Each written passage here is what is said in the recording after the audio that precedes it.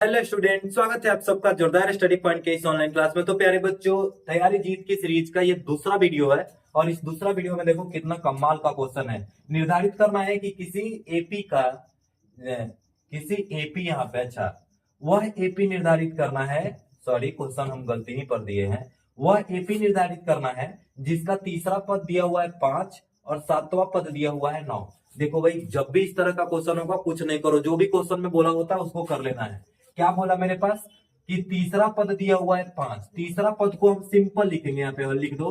Simple हम लोग लिखते हैं a+2d। जितना पद बोलेगा उससे एक कम करके लिखेंगे। ये कितना दिया हुआ है? 5 दिया हुआ है।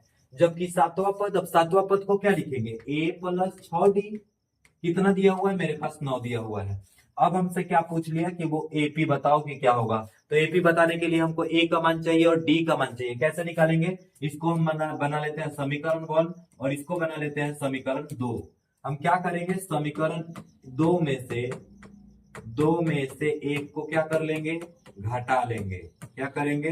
घटाने पर घटा लेंगे तो क्या है?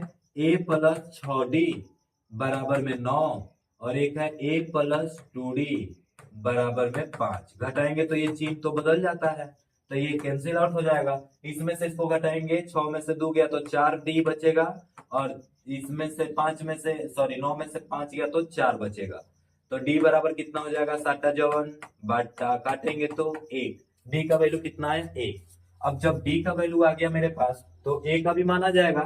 तो हम क्या कर लेंगे? समीकरण दो में किसका मान रखेंगे?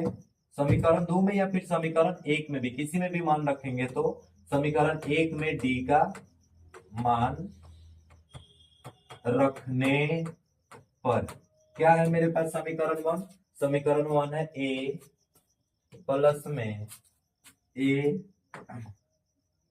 में 2d बराबर में है 5। ठीक है। अब a का मान मेरे पास कितना है? a का मान तो हमको पता ही नहीं है।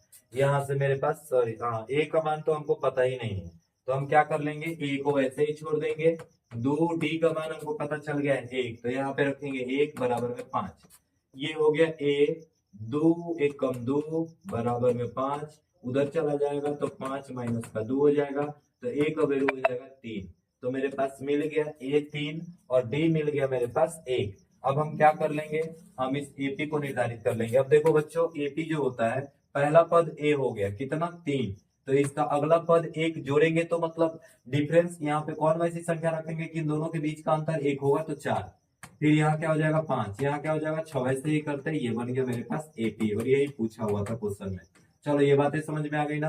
तो जब भी इसमें, मेरा इस क्वेश्चन में बताने का मोटो बस यही था कि जब भी पूछेगा तीसरा पद तो ये +2d लिखेंगे। जब भी पूछेगा पांचवा पद तो ये +6d लिखेंगे। मतलब जो भी पद पूछेगा उसके पहले का एक लिख देंगे, बस बात यही है। और इसके बाद ये हल करना तो सभी को आता है।